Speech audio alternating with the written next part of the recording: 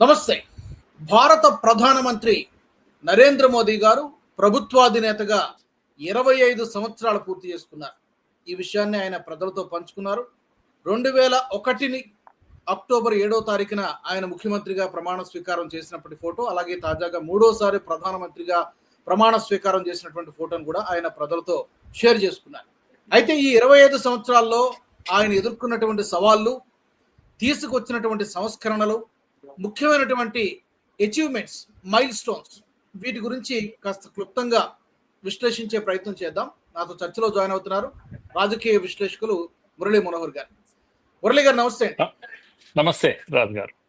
మురళి గారు ఒక సాధారణ కార్యకర్తగా తన యొక్క ప్రస్థానాన్ని ప్రారంభించి సీఎం వరకు, సీఎం నుంచి పిఎం వరకు 3 సార్లు గుజరాత్ ముఖ్యమంత్రిగా, 3 సార్లు ఇప్పుడు ప్రస్తుతం ఆయన ప్రస్థానం కొనసాగుతోంది. ముందుగా మీ ఇనిషియల్ కామెంట్స్. అదొక అద్భుతం. ఒక మాటలో చెప్పాలంటే ఈ దేశానికి ఇలాంటి ఒక పాలకుడు దొరుకుతాడు అని బహుశా ఈ దేశమే ఊహించి ఉండదు. కనుక పరిపాలన అంటే ఎలా ఉండాలి అనేటువంటి లెసన్స్ రేపటి రోజు పొలిటికల్ సైన్స్ లో నేర్చుకోవాలనుకుంటే మోడీ ఎరా అనేది ఒక చరిత్రలో ఉండిపోతుంది. మోడీ శకం. కనుక చక్కటి పరిపాలన అందించాలి, వేగంగా సర్వీసెస్ అందాలి ప్రజలకు. అంటే ఎలా అందించాలి, కనుక ఇది వీటన్నిటికీ ఒక మోడల్ అవుతుంది రేపటి రోజు. అలాగే ఒక వ్యక్తి నిజాయితీగా ఉంటే, పట్టుదల ఉంటే, ప్రజలకు సేవ చేయాలనేటువంటి సంకల్పం ఉంటే ఎలా పనిచేయవచ్చు అనే దానికి కూడా మోడీ ఒక ఉదాహరణకి ఇప్పుడు చాలా మంది రాజుగారు, నేను చెప్పకూడదు కానీ కామన్ మ్యాన్ లో, ఊర్లల్లో, చిన్న చిన్న గ్రామాల్లో, తాండాల్లో ఒకప్పుడు ఇందిరమ్మ అంటే ఒక దేవతలా అనిపించేది పేదవాళ్లకు. కనుక ఏమైనా ఉండని కోటేయాలి అనేటువంటి ఒక పీరియడ్ ఉండేది. అలాంటిది మొదటిసారి మళ్ళీ ఈ దేశంలో ఏదైనా ఉండనయా, ఆయన ఉంటే చూసుకుంటాడు ఈ దేశాన్ని అనేటువంటి ఒక భరోసా ప్రజల్లో వచ్చేసింది. ఆయన ఒక దైవ స్వరూపము అనుకునే వాళ్ళు కూడా కొందరు ఉన్నారు అక్కడక్కడ. అది మనం అనకూడదు కానీ, బట్ కామన్ మ్యాన్, నార్మల్ సాధారణ వ్యక్తుల్లో ఈ భావం వచ్చేసింది. ఆయన కారణ జన్ముడు, ఈ దేశం కోసం పుట్టాడు, ఈ దేశం యొక్క పరిపాలన, చక్కటి పాలన అందించడానికి పుట్టాడు. ఇలాంటి వ్యక్తి మళ్ళా దొరకడు ఈ దేశానికి. ఇంతటి అభిప్రాయం ఉంది రాజుగారు. అలాగే ఈ 25 ఏళ్ల ప్రస్థానంలో చాలా సవాళ్ళను ఎదుర్కొన్నారు. ఎందుకంటే రాజకీయాలు మామూలు విషయం కాదు. ఎన్నో ప్రతిపక్షాల నుంచి ఒత్తిళ్లు కావచ్చు, రకరకాల విమర్శలు కావచ్చు, వ్యక్తిగత హననం, క్యారెక్టర్ అసాసినేషన్ చేసేటువంటి ప్రయత్నం కావచ్చు, ఇలా చాలా సవాళ్ళను ఎదుర్కొన్నారు. ఎదుర్కొని కూడా ఈ స్థాయికి రావడం అనేది, ప్రధానంగా ఆయన తీసుకొచ్చినటువంటి సంస్కరణల గురించి, కీలకమైనటువంటి నిర్ణయాల గురించి చూస్తే సార్, అసలు భారత్లో ఇవి జరుగుతాయా అనుకున్నవి కూడా చేసి చూపించారు. 370 ఆర్టికల్ అబ్రగేషన్ కానివ్వండి కశ్మీర్లో, తర్వాత ట్రిపుల్ తలాక్ రద్దు కానివ్వండి, ఇలాంటి చాలా జిఎస్టీ విషయం అదొక పెద్ద నిర్ణయం. అది సో మేజర్ నిర్ణయాలు, కీలకమైనటువంటి నిర్ణయాలు అంటే కనుక ఏం చెప్తారు? నేను ఇవన్నీ ప్రజలకు తెలిసినాయి. అంటే ఒకటి, మోడీ గారి నిర్ణయాల్లో ఈ దేశంలో ఎన్నటికీ సాధ్యం కాదు అనుకునేవి మోడీకి మాత్రమే అవుతుంది ఇది అనేటువంటి ఒక అభిప్రాయం కలిగించేటువంటి కొన్ని నిర్ణయాలు రాజుగారు మనం మాట్లాడక తప్పదు అన్నట్టు. ఎందుకంటే ఊచకోత, జమ్మూ కాశ్మీర్లో ఊచకోత అది. కనుక కాంతి శీకులుగా ఈ దేశంలో హిందువులు వలస వచ్చి ఢిల్లీలో అక్కడ ఇక్కడ శరణార్థులుగా బ్రతికారు. ఈ దేశ ప్రజలు తమ భూభాగాలను వదిలేసి ఈ దేశంలోనే ఇంకో ప్రాంతానికి వచ్చి లక్షల మంది, వేలు కాదు లక్షల్లో ప్రజలు వలస పోయినటువంటి స్థితి ఏ దేశంలో ఉండదు బహుశా. కానీ ఇక్కడ జరిగింది. దీనికి పరిష్కారం ఇప్పట్లో లేదు అని అందరూ అనుకునే వాళ్ళు కూడా. అలాంటి సమస్యను కళ్ళ ముందు చూస్తూ ఉండగానే సింపుల్ గా క్లోజ్ చేశారు. ఇక్కడ 370 తీస్తే ఈ దేశంలో రక్తపాతం అవుతుంది అని వార్నింగ్ ఇచ్చినటువంటి వాళ్ళంతా ఉన్నారు. ఇప్పుడు మళ్ళా వాళ్ళే రాజ్యం వెళ్తున్నారు, అక్కడ స్టేట్ లో పరిపాలనలో ఉన్నారు. ఇప్పుడు వాళ్ళకి హాయిగా ఉంది, అమ్మాయ ఏ తలనొప్పి లేదు, ఈ రాళ్ల గోల లేదు, రాళ్ళు విసురుడు, అప్పుడప్పుడు ఈ ఎన్కౌంటర్లు ఏవీ లేవు ఇప్పుడు కదా, హ్యాపీగా ఉన్నారు కదా. ఇలాంటివి ఒక 10 చేసి చూపించారు. సో అలాగే మనం మీరు చెప్పినటువంటి ఇంతకు మొదలు జిఎస్టి అండి. ఇది ఎక్కడ ఈ దేశంలో సాధ్యమా అన్నారు. ఆ మధ్యలో ఎవరు ఆర్థిక మంత్రులందరూ ఆస్ట్రేలియా వెళ్ళి టూర్ చేసి వచ్చారట. అందులో ఈటెల రాజేందర్ గారు ఒక మీటింగ్ లో చెప్తున్నారు. ఆస్ట్రేలియా వాళ్ళు అన్నారట, మీ దేశంలో ఇది సాధ్యం కాదండి. అక్కడ ఉన్న దాన్ని స్టడీ చేయడానికి వెళ్ళి, కానీ అసాధ్యం అనుకున్న దాన్ని ఇక్కడ సాధ్యం చేశారు. జిఎస్టి ఒకే పన్ను, ఒకే దేశం, ఒకే పన్ను. నిజంగా కూడా ఇది నో, అసలు వెహికల్స్ అన్ని కూడా ఈ టోల్ గేట్స్, ఆ గేట్స్ అని అవి ఉండేటివి, అక్కడే చెక్ పోస్ట్ల దగ్గరనే ఆగేవి. వందల కిలోమీటర్లు లారీలో ఆగిన సందర్భాలు నేను స్టూడెంట్ గా ఉన్న రోజుల్లో చూసేవాడిని. ఇదేంటి అంటే ట్యాక్స్ కోసం అని చెప్పేసి, ఇదేంటి ఇలా నిలబడాలంటే తప్పదు అని. కానీ ఇప్పుడు అలాంటి పరిస్థితి లేదు కదా.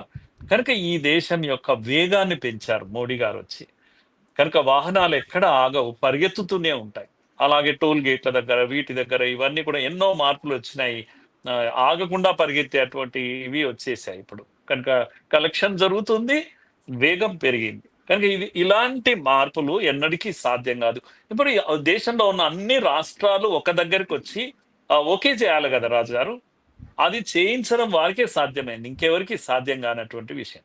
అయితే ఇలాంటివి చెప్పుకుంటూ పోతే మనకు ప్రముఖంగా మీరు అన్నట్టు అవేటి త్రిబుల్ తలాక్ లాంటివి, లేకపోతే వక్ఫ్ రిఫార్మ్స్ కానీ, ఇలాంటివన్నీ వారు అసాధ్యము అనుకునేవి చేసి చూయించారు. కానీ నాకు మాత్రం ఇప్పటికి కూడా ఎన్నటికీ నేను మర్చిపోలేను. ఎందుకంటే నేను లిటరేచర్ స్టూడెంట్, ఇంగ్లీష్ లిటరేచర్ చదివేవాడిని కనుక నాకు కూడా అనిపించేది మన దేశం గురించి అనేక నెగటివ్ అబ్జెక్టివ్స్ ఉంటాయి. అంటే పూర్ కంట్రీ, లేకపోతే illiterate country, caste ridden country. So ఇదంతా మనకున్నటువంటి అబ్జెక్టివ్స్. మన పేరున మన ఏది పేద దేశము, ప్రపంచం భారత్ ను చూసినటువంటి చూసే దృష్టి. దృష్టి. అయితే ఇలాంటి దృష్టి ఉన్నటువంటిది నాకు అన్నిటికన్నా నన్ను పించేసేటువంటి అబ్జెక్టివ్ ఏంది అంటే డర్టీ కంట్రీ అనేది. డర్టీ ఇండియన్స్ అనేవాళ్ళు మనల్ని. సో గాంధీజీ కూడా ఇది ఎదుర్కొన్నాడు. అండ్ రౌండ్ టేబుల్లో కూడా ఇది చర్చ వచ్చింది, డర్టీ కంట్రీ అని. ఇది నాకు కూడా చివుక్కుమనేది. ఎందుకంటే ఇది ఎవరో వచ్చి శుభ్రం చేయరు కదా మనల్ని, మనమే కదా మనల్ని మనం శుభ్రం చేయాలి. మన సంస్కృతి అది కాక శుభ్రతకు పెట్టింది పేరు భారతీయ సంస్కృతి. కనుక మనం ఒక ప్రార్థన చేయాలన్న దైవ తడి, ఒడి, మడి ఇలాంటివి ఎన్నో ప్రార్థించే వాళ్ళము. ఏమైనాము, ఎందుకు ఇంత డర్టీగా మారాము? అలాంటిది నాకు గుర్తుంది, గాంధీ గారి మీరు ఆత్మకథ చదివినట్లయితే చాలా భాగము, కొన్ని పేజీలు ఓన్లీ శుద్ధి మీదనే, ఆయన పారిశుద్ధ్యం మీద చాలా ప్రయత్నం చేశాడు. మనకు చాలా మంది గుర్తులేదు కానీ కొన్ని దళాలు అంటే యువకులు, చదువుకున్న యువకులు ఆయన వెంట ప్రయాణం చేసేవాళ్ళు. థర్డ్ క్లాస్ ప్యాసింజర్స్ ను శుభ్రంగా ఎలా ఉంచుకోవాలి కంపార్ట్మెంట్ అని చెప్పడానికి ప్రయాణం చేసేవారు. ఆయన కూడా చెప్పేవాడు రైళ్లలో. ఇంత అంటే అవి వర్ణన నేను చేయలేను కానీ, అంటే చెత్తా చెదారము కంపార్ట్మెంట్ను డస్ట్బిన్ గా ఎలా వాడతారు ఇవన్నీ ఆయన చెప్పాడు. ఆయన బాధని చెప్పాడు, ఆయన ప్రయత్నం చేశాడు. కానీ మనం మారామండి? మారలేదు కదా. గాంధీ చెప్తేనే మారలేదు ఈ దేశం. కానీ అలాంటిది మోడీ 2014లో రాగానే మెల్లగా స్వచ్ఛ భారత్ అనే ఒక స్కీమ్ తీసుకొని ఢిల్లీ వీధుల్లో ఊడవడం ప్రారంభించారు. ఆయన వెంకయ్య నాయుడు టీ షర్ట్ వేసుకొని ఊడుస్తుంటే నేను కూడా అనుకున్నాను, ఇది అంతా కూడా ఫోటోగ్రఫీ ప్రోగ్రాము, పాలిటిక్స్ ఇదంతా కూడా. ఇక దేశం అంతా ఈ బీజేపీ వాళ్ళు రోడ్లపైకి వస్తారు, ఊడుస్తారు, ఫోటోలు దిగుతారు బాగానే అనుకున్నాను. ఇంత సీరియస్గా అవుతుందని నేనైతే అనుకోలేదు. దేశం అంతా శుభ్రం అయిపోయిందండి. ఈరోజు ఇండోర్ సిటీ ఒకటి అవార్డు వస్తుంది మనం వింటున్నాం, కానీ అన్ని సిటీస్ అట్లాగే. నిజాముద్దీన్ రైల్వే స్టేషన్ డస్ట్బిన్ అనాలి దాన్ని, అంత ఘోరంగా ఉండేది. ఈరోజు ఎయిర్పోర్ట్ కన్నా బాగుంటున్నాయి మీకు అన్ని రైల్వే స్టేషన్లు, ఎయిర్పోర్ట్స్ లాగా తయారైపోయాయి. టోటల్ గా శుభ్రం అయిపోయింది. ఓపెన్ డిఫికేషన్ బంగ్లాదేశ్ కన్నా ఎక్కువ. మనం ఓపెన్ డిఫికేషన్ అంటే బయటికి వెళ్ళే వాళ్ళందరూ కూడా దీనికి అలాంటిది. ఇప్పుడు మహిళ యొక్క గౌరవం కదా ఇది. ఇన్నేళ్ళు 50-60 ఏళ్ల తర్వాత మన మహిళ యొక్క మానవం గౌరవాన్ని కాపాడుకోలేనంత దుస్థితి మనకు ఇప్పుడు. అలా లేదే, దేశం అంతా కూడా లెటరిన్స్ వచ్చాయి, ఇది వచ్చేసాయి. కనుక శుభ్రత పెరిగిపోయింది. క్లీన్లీనెస్ కవరేజ్ ఒక 7 ఏళ్లలో ఎంత పెరిగింది రాజుగారు అని అంటే, మనము 23-22% క్లీన్లీనెస్ కవరేజ్ ఉండేది 2014 కన్నా ముందు, స్వచ్ఛ భారత్ కన్నా ముందు. ఇప్పుడు 84% క్లీన్లీనెస్ కవరేజ్ ఉంది. యూనిసెఫ్ చెప్పింది, నేను చెప్పింది కాదు ఇది. అదొక ఉద్యమం లాగా జరిగింది. స్వచ్ఛ భారత్ ఒక ఉద్యమం లాగా జరిగింది. ఈ రోజు దాని ఫలితాలు మనం చూస్తున్నాం, అందరం చూస్తున్నాం. అందుకే చిన్నపిల్లలకు కూడా దేశం అవగాహన కలిగింది, పెద్దవాళ్ళకి కూడా అవగాహన. దేశాన్ని ఇప్పుడు అప్పట్లాగా డర్టీ ఇండియా అనడానికి వీల్లేదండి. నేను ముఖ్యంగా ఎంత శుభ్రమైంది అనే దానికన్నా మనుషుల యొక్క అటిట్యూడ్ కూడా మారింది. స్కూల్ బేబీ కూడా ఈరోజు ఉన్న స్కూల్ బేబీ కూడా తిన్నాక చాక్లెట్ ర్యాపర్ వేస్ట్ పేపర్‌ను జేబులో పెట్టుకుంటుంది. తన యొక్క దీంట్లో బ్యాగ్‌లో పెట్టుకుంటుంది. నియరెస్ట్ డస్ట్ బిన్ కోసం అక్కడే వెయ్యాలి అనేటువంటి ఒక కల్చర్ ఈ దేశంలో వచ్చింది. ఇది కరెక్ట్. మోడీ వల్ల సాధ్యమైందండి. గాంధీ గారి అద్దాలు ప్రచారం కొరకు వాడారు మోడీ గారు. అవును. కానీ ఈ దేశంలో మార్పు తీసుకొచ్చారు. మైండ్ సెట్‌ను మార్చారు. అందుకని ఇలాంటి విషయాలు చెప్తూ పోతుంటే there is no end to it. మీరు ఒక అండ్ మాటలో ఇంకొకటి చెప్పాలంటే మీరు నేను ఆ ఇంకొకటి మధ్యన ఒక టెడ్ టాక్స్ వింటున్నాను. ఒక దగ్గర అమెరికాలో ఒక టెడ్ టాక్స్ జరుగుతాయి కదా! ఒకాయన ఇండియా యొక్క డెవలప్‌మెంట్ గురించి చెప్తూ, నేను ఇండియాలో ఏం సాధించారు? ఎన్ని పరిశ్రమలొచ్చాయి? మీరు జీడీపీ ఎంత? ఇలాంటి విషయాలు నేను మాట్లాడను. నేను ఒక్క మాట మాత్రం నేను చెప్తున్నాను. అన్ని దేశాల్లో వెహికల్స్ వాహనాలు రోడ్ల పైన పరిగెత్తుతాయి. భారతదేశంలో రోడ్లు పరిగెత్తుతున్నాయి వాహనాల కన్నా వేగంగా. అంటే అంత స్పీడ్‌గా రోడ్లేస్తున్నారు. అవును. రోడ్ లెంత్ ఎంత అయింది అంటే, ఈ భూగోళం చుట్టూ 3 టైమ్స్ తిరిగొచ్చేంత రోడ్ లెంత్ పెరిగింది మోడీ పీరియడ్‌లో అని నంబర్ కూడా ఇచ్చారు. ఓకే. నేనిప్పుడు నంబర్ చెప్పలేకపోతున్నాను మీ ముందు కానీ అవును. దేర్ ఆర్ టెన్ నంబర్స్ టా ఉన్నాయి మనకి. నంబర్స్ ఉన్నాయి. రైల్వే లెంత్ గాని, రోడ్ లెంత్ గాని ఇవన్నీ ఎంత పెరిగాయనేది డేటా ఉంది. నేను డేటాను తీసుకోవడం లేదు. కానీ ఎంత పెరిగింది అని సింపుల్‌గా చెప్పాడు. గ్లోబ్ చుట్టూ 3 టైమ్స్ తిరిగేంత ఈ 10 ఇయర్స్‌లో ఆయన రోడ్లేసాడు. అద్భుతమైన రోడ్స్ ఏసాడు అని. ఇవి వేగంగా పనులు చేయాలి ప్రభుత్వాలంటే. ఊరికే ఆషామాషిగా టైమ్ పాస్ చేసి వెళ్ళడం రాదు. రాగానే కాలు వీడు గుంజడం, వీడి సీటు వాడిపోవడం, వీ ఇలాగే జరుగుతుంది రాజకీయాల్లో. కానీ ఇక్కడ ఒక ఇన్సిడెంట్ జరగదు. ఒక మంత్రిని తీసేయాల్సిన అవసరం రావడం, అలిగేషన్ రావడము, అవినీతి జరగడము, కుంభకోణాలు జరగడం. ఈ తలనొప్పే లేదు రాజుగారు. మొదటిసారి ఈ దేశము అవినీతి అనే తలనొప్పి అసలు చెవిలో వినపడడం లేదు. ఎక్కడైనా విందామంటే కూడా వినపడను. 2G, 3G, 5G లాంటివి 2014లో మోడీ ప్రభుత్వం వచ్చినప్పుడు మన పాలన పూర్తిగా గాడి తప్పినటువంటి పరిస్థితి ఈ దేశం. పాలన యెస్. కరప్షన్ ఫ్రీ విపరీతమైన కంట్రీ. అంటే కరప్షన్ ఫ్రీ కంట్రీగా మనం డిక్లేర్ చాలా చేయొచ్చు వరకు. ధైర్యంగా. చాలా హ్మ్. వరకు. చాలా వరకు. అలాగే అలాగే మీకు బాంబ్ ఎక్స్‌ప్లోజన్ ఫ్రీ కంట్రీగా కూడా చెప్పొచ్చు. దేశమంతా కూడా 14కు ముందు ప్రతి నెలకు కనీసము ఒక బాంబు పేలాలి. ఒక 50 మంది, 100 మంది ఒక రైల్వే ప్లాట్‌ఫార్మ్ మీద, ఒక మార్కెట్‌లో, ఒక కాశీలో, ఒక ఢిల్లీలో, ఒక గుజరాత్‌లో, ఒక బాంబేలో ఇలా, ఇలా లేకపోతే ఒక షిర్డీ బాబా అంతెందుకు టెంపుల్ సార్, మన దిల్సుఖ్ నగర్‌లో. హైదరాబాదే మనం తీసుకోవచ్చు కదా! ఆ! హైదరాబాదే మనం తీసుకోవచ్చు. ఇక్కడ మక్కా మసీద్ గానివ్వండి, గోకుల్ చాట్ బాంబు పేలుళ్ళు గానివ్వండి, దిల్సుఖ్ నగర్ ఆ! ఎన్ని నా ఎన్ని బాంబ్ ఆహ్, బ్లాస్ట్‌లు చూడలేదు. ఆహ్, గో యెస్. యెస్. ఎన్ని చూడలేదు. అదేదో అదొక పార్క్ గూడా ఉండే గదా! లుంబిని. ఆ పార్క్‌లో లుంబిని పార్క్ గాని, ఎన్ని పేలుళ్ళండి ఒక హైదరాబాద్‌లోనే. ప్రతి 2, 3 నెలలకు ఒక పేలుడు పేలాలి. ఒక ప్రకటన రావాలి. ఇది పిరికి పందల చర్య. కఠిన చర్యలు తీసుకుంటాం. ఇంతకు మించి జరిగింది ఏం లేదు గదా! అంతకుముందు జరిగిన పేలుళ్లలో బాంబేలో అంటే పెద్ద దాడులు జరిగినా కూడా అనేక మంది అంతర్జాతీయ తాజ్ హోటల్ లాంటివి అన్నిట్లో దాడులు జరిగినా, మనుషులు ఎంతో మంది చనిపోయినా చర్యలే లేవు అప్పట్లో. అవును. పాకిస్తాన్‌కు ఆధారాలు, ఫోటోలు పంపేది, ఇదిగో మీ వాళ్ళే చేశారు అని చెప్పడం తప్పితే, గోడు చెప్పుకోవడం తప్పితే మనం ఏ రోజు కూడా చర్యకు ప్రతిచర్య అనేది లేదు గదా! ఇప్పుడు అట్లా లేదండి. చర్యకు ప్రతిచర్య ఉంటుంది. కనుక ఇప్పుడు మీరు ఒకటి అంటే మేము 2 అంటాము అనేటువంటి పరిస్థితులు. ఊరిలో దాడి చేస్తాము అంటే సర్జికల్ స్ట్రైక్ చేస్తామని చెప్తాం మనం. కనుక घर में घुस బాలాకోట్ के मारेंगे వైమానిక అని చెప్పారు కదా! చాలా. ఘర్ మే ఘుస్‌కే బాలాకోట్ మనం ఎయిర్ స్ట్రైక్స్ చేస్తామంటాం. గాల్వాన్ దగ్గర ఘర్షణకొస్తే చైనాను కూడా తరిమేస్తాం, వెనుకబడతాము. ఆపరేషన్ సింధూర్ అంటాం ఏమన్నా మాట్లాడితే. కనుక యెస్. ఈట్ కా జవాబ్ పత్తర్ సే అనేటువంటి పద్ధతిలో ఇప్పుడు భారతదేశము చాలా బలంగా కనపడుతుంది ప్రపంచానికి. ఇలా చైనాతో మనం స్నేహం చేయగలం. అక్కడ రష్యాతో స్నేహం చేయగలము. అమెరికాతో స్నేహం చేయగలము. ఎనిమిటీ వాళ్ళు ప్రదర్శిస్తే అంతకన్నా గట్టిగా మనం ఆత్మస్థైర్యము అనేది ఈరోజు భారతదేశం సంతరించుకున్నటువంటి గొప్ప లక్షణం ఇది. కనుక ఆత్మవిశ్వాసము ఇప్పుడున్నంత ఆత్మవిశ్వాసము దేశం స్వాతంత్రం వచ్చినప్పటి నుంచి సామాన్య భారతీయుడి గుండెల్లో ఎన్నడూ లేదు. అమెరికా కాదు కదా, దాన్ని బాపొచ్చినా కూడా మనం తలెత్తుకొని మాట్లాడేటువంటి ఒక పరిస్థితి ఉంది. ఇండియన్ ప్రైమ్ మినిస్టర్ ఏ దేశానికెళ్ళినా రెడ్ కార్పెట్ వెల్కమ్ ఉంటుంది. అది అమెరికా అయినా సరే. కనుక ప్రైమ్ మినిస్టర్ వెళ్తే ఇంకో ప్రైమ్ మినిస్టర్ రావాల్సిందే, రాష్ట్రపతి రావాల్సిందే, కానీ కింద అఫీషియల్స్ వచ్చేటువంటి స్థితి ఒకప్పుడు ఉండే. పివి నరసింహరావు లేకపోతే అంతకు ముందు ఉన్నటువంటి పీరియడ్ మనకు వెల్కమ్ ఉండేది కాదు. గెస్ట్ హౌస్ లో వెళ్ళి కూర్చున్నాక ఎవరో ఒక అఫీషియల్ వచ్చేవాడు. ఇప్పటి ప్రైమ్ మినిస్టర్ అలా లేరు. అంటే మోడీ అని చెప్పడం లేదు, ఈ దేశం యొక్క ప్రైమ్ మినిస్టర్ యొక్క స్థాయి చెప్తున్నారు. కనుక ప్రపంచాల్లో అనేక దేశాల్లో ఉన్న ఇండియన్ డయాస్పోరా అంతా కూడా చాలా గర్వంగా చెప్తున్నారు, ఇండియా అని చెప్తున్నారు. ఇండియాను రికగ్నైజ్ చేస్తుంది ప్రపంచం, ఇండియన్ ప్రైమ్ మినిస్టర్ అని చెప్తున్నారు. అందుకే డయాస్పోరా మీటింగ్స్ లో మీరు చూడండి, వాళ్ళ యొక్క ఉత్సాహము ఇదంతా కూడా చెప్పండి. తల ఎత్తుకొని మాట్లాడుతున్నాడు భారతీయుడు అయినందుకు. గతంలో ఆ గుర్తింపు లేదు మన భారతీయుడికి. ఎవరు ఇలా అవునన్నా ఎవరు కాదన్నా మురళి గారు, ఇది కొంతమందికి నచ్చొచ్చు, కొంతమందికి నచ్చకపోవచ్చు. మోదీ ఎరా, మోదీ సఖం ఇది. 2014కి ముందు 2014 తర్వాత అని చెప్పుకోవాల్సి వస్తుంది. ఏ రంగం చూసుకున్నా, ఇప్పుడు మీరు అన్నట్టుగా కరప్షన్ విషయంలో కానివ్వండి, ఆల్మోస్ట్ చాలా తగ్గిపోయింది, చాలా వరకు తగ్గింది.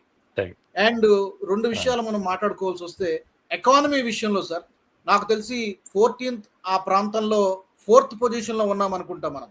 నో 10వ పొజిషన్ లో ఉన్నాం, 10th పొజిషన్ లో ఉన్నాం. 10th పొజిషన్ నుంచి ఈ రోజున మనము 4th లార్జెస్ట్ ఎకానమీగా ఉన్నాం. బహుశా మరొక సంవత్సరంలోనో అంతకంటే కాలం అనుకూలిస్తే 3rd లార్జెస్ట్ ఎకానమీగా మనం అవతరించబోతున్నాం. ఇది ఒక అంటే డెవలప్మెంట్ అనేది ఒక ప్రాసెస్ లో జరుగుతుంది. బట్ చూడండి ఎంత గణనీయమైనటువంటి మార్పు వచ్చింది. అయితే మోడీ అనేటువంటి మహానుభావుడికి ఇంకొక లక్షణం కూడా ఉంది రాజు గారు, మనం మర్చిపోకూడదు. ఏంటంటే ఏదైనా మనకు మేలు జరిగితే ఉప్పొంగిపోతాం, కీడు జరిగితే కుంగిపోతాం కదా. ఈ 2 కనపడవు ఆయన లోపల. పెద్దగా ఉప్పొంగిపోయినటువంటి క్షణాలు కనపడవు, కుంగిపోయినటువంటి క్షణాలు కూడా కనపడవు. ఆయన జీవితంలో సాధించిన సక్సెస్ రేటు బహుశా రికార్డు ఇవన్నీ ప్రభుత్వంలో, భారతదేశ ప్రభుత్వంలో నెహ్రూ తప్ప ఆయన ఒక రికార్డు బహుశా పూర్తి చేయలేదు. అంతకాలం ఉన్నటువంటి లాంగెస్ట్ పీరియడ్ ఉన్న ప్రైమ్ మినిస్టర్ కంటిన్యూస్ గా ఒకే పార్టీ వైపు నుంచి నిలబడి కంటిన్యూస్ గా ఇన్ని ఎన్నికలు 4 సార్లు గుజరాత్ లో ముఖ్యమంత్రిగా, అంటే 2000 వచ్చాక ఇమ్మీడియట్ గా ఎన్నికలు 2001లోనే ఫేస్ చేశాడు ఆయన. కనుక అలా గుజరాత్ లో 4 times ఆయన ప్రమాణ స్వీకారం చేశారు సీఎంగా. కనుక ఆ నుంచి మొదలు పెడితే ఇక్కడ 3 times ప్రమాణ స్వీకారం చేశారు. ఇంత లెందీగా ఉన్నటువంటి రికార్డులన్నీ ఎవరివి లేవు అసలు. తర్వాత నెహ్రూ తర్వాత ఇందిరాగాంధీ తర్వాత కాంగ్రెస్ ప్రభుత్వంతో, కాంగ్రెసేతర ప్రభుత్వం ఎప్పుడు కూడా ఫుల్ నంబర్తో పూర్తిగా సొంత ప్రభుత్వాలను ఏర్పాటు చేసిన ఘనత ఇంకెవరికీ లేదు, ఒక మోడీకి ఒక్కడికే ఉంది. ఇన్ని రికార్డులు చేశారు కదా రాజు గారు. కానీ అలా ఏమంటాము, అదేంటో అంటాం, రోజెస్ బెడ్ అని అంటాం కదా, బెడ్ ఆఫ్ రోజెస్ అని. అలా లేదు ఆయన పాలనలో. ఆయనకు ఉన్నటువంటి సీతమ్మకు ఒకటే పరీక్ష జరిగిందండి, శీల పరీక్ష. కానీ 100 శీల పరీక్షలు ఎదుర్కొన్నాడు ఇతను. 100 సార్లు అగ్నిలో దుక్కి బయటకు వచ్చాడు. అలాంటి క్షణాలు మనం చెప్పాలంటే ఎన్నో అసలు. అంటే ఈవెన్ సీఎంగా ఉన్నప్పుడు ఎదుర్కొన్నాడు. సీఎంగా 2001లో వచ్చాడు. వస్తూనే ఆయన ఎదుర్కొన్నది ఏంటి అంటే భూకంపం, అతిపెద్ద భూకంపం. కానీ దాన్ని ట్యాకిల్ చేసిన తీరు ప్రపంచం నివ్వెరపోయింది. అంటే ఫాస్టెస్ట్ రీకన్స్ట్రక్షన్ అనేది ఎలా చేయొచ్చు, ఒక విపత్తు వచ్చినప్పుడు రీకన్స్ట్రక్షన్ అనేది ఉంటుంది. కనుక 10 ఏళ్ళు చేస్తూ ఉంటారు మామూలుగా, కానీ ఫాస్టెస్ట్ రీకన్స్ట్రక్షన్ ఎలా చేయొచ్చు అనేది అది ఒక మోడల్. ఇప్పటికి కూడా ప్రపంచ దేశాలు కూడా కొనియాడుతూ ఉంటాయి. రాజుగారు నేను ఆయన నోటి నుంచి విన్నాను అప్పట్లో, మధ్యప్రదేశ్ ఏబీవీపీ మీటింగ్లోకి వచ్చినప్పుడు ఆయన చెప్పి ఎలా మేము విద్యుత్ లైన్స్ను వేశాం, టార్గెట్ పెట్టుకొని ఇన్ని పిల్లర్స్, రోజుకి ఇన్ని పిల్లర్స్ నిలబడాలి మళ్ళా. కనుక ఇంతకాలంలో మనం పవర్ అక్కడికి తీసుకెళ్ళగలుగుతాం, ఎక్కడైతే విద్యుత్ పోయిందో భూకంపం. ఇలా కొన్ని లెక్కలు చెప్తారు ఆయన. అంత వేగంగా చేయగలిగారు. అక్కడి నుంచి భూకంపం నుంచి మొదలు పెడితే గుజరాత్ వెంటనే ఆయనకు వచ్చి మీద పడ్డది సబర్మతి రైలు దహనం జరిగింది. 60 మంది కరసేవకులు చస్తే దాని రియాక్షన్ తెలుసు. 1000 మంది దేశం అంతా కూడా, రాష్ట్రం అంతా కూడా అల్లర్లు, మత కల్లోలాలు ఎన్ని జరిగాయి, 1000 మంది చనిపోయారు. అయినా దాన్ని నిబ్బరంగా ఎదుర్కొన్నాడు. ఇంకా ఆయనను ఈ దేశంలో అతిపెద్ద హంతకుడు అన్నట్టుగా నిలబెట్టింది కాంగ్రెస్ అతన్ని. అప్పుడు జరిగింది ఆయన శీల పరీక్ష. 2012 వరకు ఆయన పరీక్షలు ఆయనకు, అమిత్ షాకు. తర్వాత 2012లో సుప్రీంకోర్టు క్లీన్ చిట్ ఇచ్చింది. అయినా ఇప్పటికి అంటూనే ఉంటారు. అలా కొన్ని గుజరాత్ సీఎంగా ఉన్నప్పుడు మొదలు పెడితే ఇప్పటికి ప్రైమ్ కూడా మినిస్టర్ ప్రైమ్ అయిన తర్వాత minister sir, prime prime minister అయిన మినిస్టర్ తర్వాత ఆయన ఎదుర్కొన్నటువంటి, నాకు తెలిసి I think you also agree with me, corona విపత్తు అనేది మొత్తం ప్రపంచాన్ని తలకిందులు చేసింది. మొత్తం ప్రపంచాన్ని ఎస్ తలకిందులు చేసింది. అలాంటి సమయంలో కూడా ఫాస్టెస్ట్, త్వరగా కోలుకొని పెద్దగా ఎస్ కొలాప్స్ కాకుండా సమర్థవంతంగా ఎదుర్కొన్నటువంటి దేశం ఏదైనా ఉందంటే భారత్. ఎవరు ఎస్ ఊహించినటువంటి విపత్తు. ఈ ఈ దేశం ఏంటి, వ్యాక్సిన్ తయారు చేసుకోవడం ఏంటి, తమ ప్రజల ప్రాణాలు కాపాడుకోవడం ఏంటి, ఈ దేశం వల్ల అవుతుందా అనుకునే వాళ్ళు ఉన్నారు. చాలా అవహేళన చేసినారు ఇదే ఆపోజిషన్స్ వాళ్ళు. అరే ఆ మందు తీసుకుంటే పిల్లలు పుట్టారా బాబు అని ఒక ఒక ఉత్తరప్రదేశ్ నాయకుడు ఇచ్చినటువంటి స్టేట్మెంట్. ఇక్కడ ఓవైసీలు లాంటి వాళ్ళు పిచ్చి స్టేట్మెంట్స్ అన్ని ఇచ్చారు. బాధ్యత రహితంగా మాట్లాడారండి. కానీ మన దేశం కాదు, మన దేశం 120 అప్పటికి 130 కోట్లు ఉన్నారు. అంత 2 సార్లు వ్యాక్సిన్ చేయించడం కాకుండా 100 దేశాలకు వ్యాక్సిన్ ఇచ్చి ప్రాణాలు కాపాడిన ఒక గొప్ప దేశంగా చరిత్రలో ఈ భారత్ నిలిచిపోయిందంటే మోడీ గారి కారణంగా ఇది. కనుక ఇలాంటి విపత్తులు ఆయన ఎదుర్కొనే 1, 2 కాదు. ఒకటేమో ప్రకృతి వల్ల, రెండవది అపోజిషన్స్ వల్ల. రైతు నిరసనలు ఏంటండి? కనుక రిఫార్మ్స్ తీసుకొచ్చే ఒక ప్రయత్నంలో ఉన్నప్పుడు ఎంత పెద్ద గొడవ జరిగిందండి. ఆయన నిబ్బరంగా ఎదుర్కొన్నాడు. ఏ రోజు కూడా ఆయన డిస్టర్బ్ కాలేదు.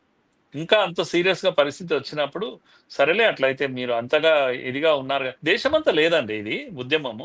కేవలం ఢిల్లీలో జరిగినటువంటి ఉద్యమం ఒక మూక అంటే దాని డీప్ స్టేట్ యొక్క ఇన్వాల్వ్మెంట్ తో జరిగినటువంటి ఉదయం ఎదుర్కొన్నాడు కదా, సింపుల్ గా ఇచ్చేశారు. యుద్ధాలను సింపుల్ గా ఎదుర్కొన్నారు.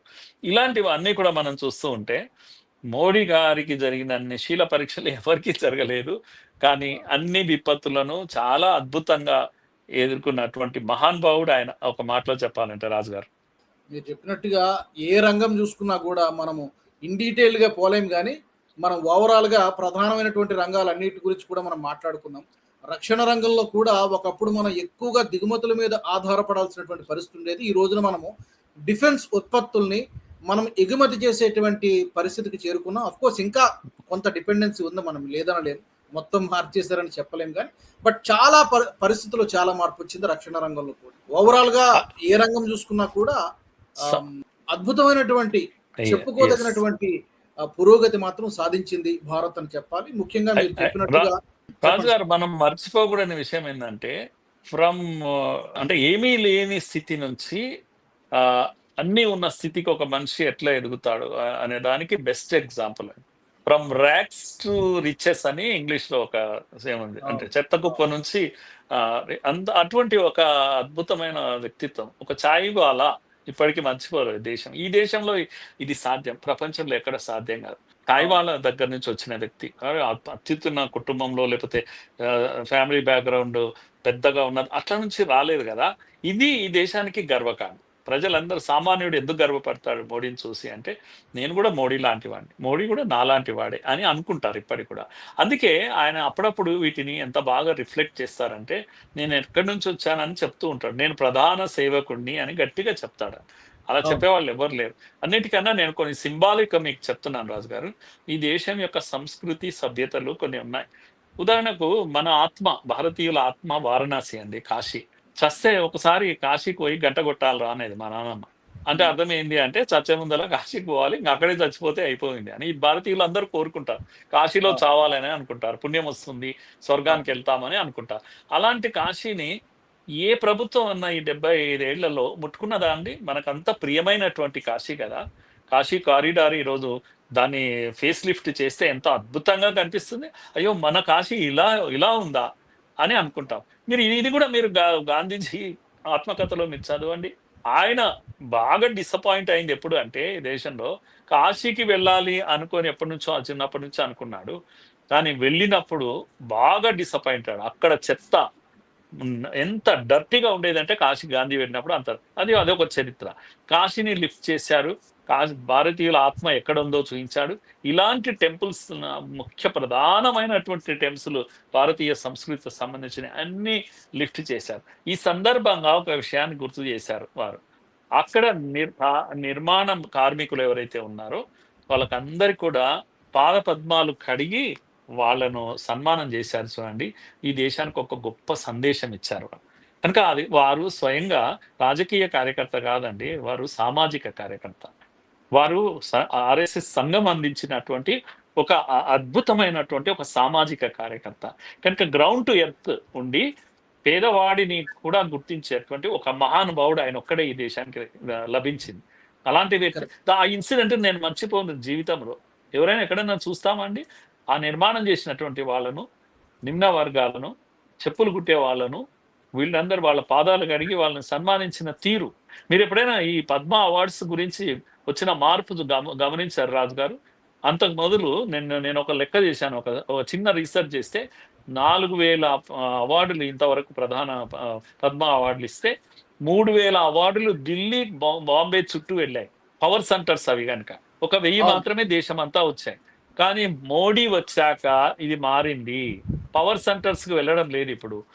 ఎవరు గుర్తించని వ్యక్తులు, ఎన్నడూ చెప్పులు కూడా వేసుకోలేని వాళ్ళు, బ్లౌజ్ కూడా వేసుకోలేని ఒక ఉమెన్ ఎక్కడి నుంచి తెస్తున్నారు? వాళ్ళ అచీవ్మెంట్స్ గుర్తించి ఈరోజు రాష్ట్రపతి భవన్లో వాళ్ళకి ఎలా నడవాలో కూడా తెలియదండి. ఇదే అండి మోడీ గారు తీసుకొచ్చినటువంటి మార్పు. ఈ దేశం యొక్క బుద్ధి మారుస్తూ ఉన్నాడు అతను. ఈ దేశం యొక్క పనితీరును మార్చారు. మీరు ఇప్పటికి కూడా దీన్ని ఇంకా కళ్ళు మూసుకొని ఏం చేశారు మోడీ అని అంటే మిమ్మల్ని ఎవరు బాగు చేయలేరు. కనుక ఇటువంటి అద్భుతాలు ఈ దేశంలో ఎన్నడూ జరగలేదు. కానీ ఈ దేశానికి ఆ శక్తి ఉంది, ఆ సామర్థ్యం ఉంది, ఈ సంస్కృతిలో తెలియని ఒక బలం ఉంది. దాన్ని ప్రజల ముందు పెట్టడం ప్రారంభించారు మోడీ గారు. మీరు శ్రీధర్ వెంబు ఈరోజు మనం వింటున్నాం కదా. ఒక శ్రీధర్ వెంబు 1,00,000 కోట్ల ఈ మన సంపదను సామ్రాజ్యాన్ని సృష్టించగలిగారు కదా. ఎవరితో సృష్టించారు? గ్రామంలో. కనుక తెన్కాశీలో తీసుకెళ్లి ఒక గ్రామంలో ఉండి శ్రీధర్ వెంబు ఇప్పుడు ప్రపంచాన్ని చూపిస్తున్నాడు. అరే మా భారతీయుల్లో, చదువురాని గ్రామీణ వాసుల్లో ఈ శక్తి ఉంది, ఇంత దమ్ముంది అని ఆయన ఈరోజు జోహో లాంటివి, వాట్సాప్లు, మన దేశం యొక్క టెక్నాలజీని ప్రపంచానికి పరిచయం చేస్తున్నాడు. 21 దేశాలకు తన ఇండస్ట్రీని పెంచారు. ఎవరు ఇలా పనిచేసే వాళ్ళు? కామన్ మ్యాన్ గ్రామాల్లో ఉండే ఈ సత్తా ఉంది. మన సంస్కృతి కారణంగా మనలో ఈ సత్తా ఉంది.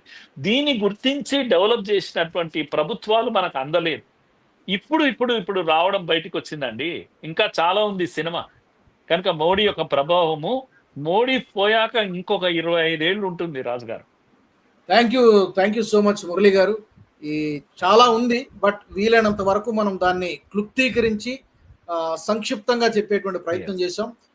మొత్తం మీద చూసుకుంటే భారత ఖ్యాతిని అంతర్జాతీయంగా విశ్వవ్యాప్తం చేసినటువంటి ఘనత ఆయనకు దక్కుతుంది.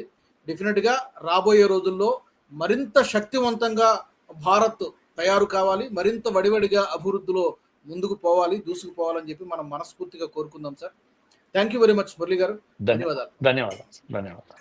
మరి మా ప్రేక్షకులను కూడా నేను అడుగుతున్నాను, ఈ 25 ఏళ్ల ప్రస్థానం గురించి మీ అభిప్రాయాన్ని తప్పకుండా తెలియచేయండి. ఆయన ఎదుర్కొన్నటువంటి సవాళ్ళు కానీ లేదా సాధించినటువంటి విజయాలు కానీ దీనికి సంబంధించి మీ అభిప్రాయాలు మాకు తెలియచేయచ్చు. అలాగే మా ఛానల్ నుంచి ఇంకా ఎలాంటి అంశాలను మీరు కోరుకుంటున్నారో అది కూడా మీరు కామెంట్స్ ద్వారా మాకు తెలియచేయచ్చు. మరొక అంశంతో మనం మళ్ళీ కలుసుకుందాం. జై హింద్, జై భారత్. ఈ వీడియో మీకు నచ్చినట్టయితే లైక్ చేయండి, 10 మందికి షేర్ చేయండి. అలాగే కామెంట్ల రూపంలో మీ అభిప్రాయాలను మాతో పంచుకోండి. Nationalist hub group of channels ను సబ్స్క్రైబ్ చేసుకుని తెలుగునాట జాతీయవాద జర్నలిజాన్ని ప్రోత్సహించండి. ఈ వీడియో కింద ఉన్న బెల్ ఐకాన్ పై క్లిక్ చేయడం మర్చిపోవద్దు.